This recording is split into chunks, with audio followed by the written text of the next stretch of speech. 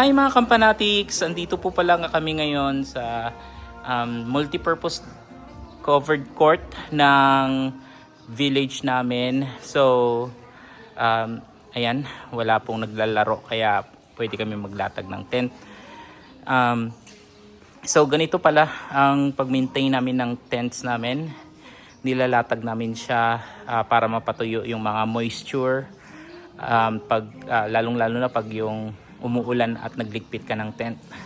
So we have to make sure na tuyo lagi yung tent natin. Kasi pag pinabayaan natin yung mga moisture is magke-create siya ng molds sa tent at magkakaroon ng spots. And minsan hindi na natatanggal yung spots na yun. So papangit yung tent natin. So ito pala yung itsura ng tent namin. Pag nakatupi yung mga sides and yung front doors niya, na hindi nakalagay yung mga poles. So ito yung space sa loob ng tent. Kasyang-kasya actually yung tatlong queen size bed and dalawang king size, tapos may space pa ng konti. So ayan yung mga ventilations, dalawang doors sa side.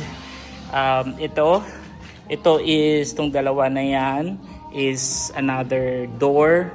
At nakita nyo naman yan sa previous post ko, nabubuksan yan. At yan yung pinaka main entrance namin.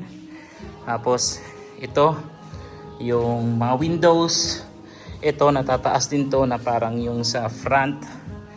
And ayan.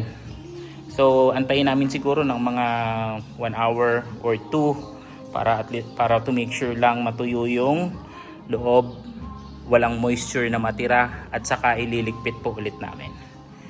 So make sure guys to maintain your tents para mapatagal yung lifespan niya, mapanatili yung ganda ng tents nyo, walang mga spots. Okay, thank you again mga kampanatics. Watch out for more videos. Bye bye.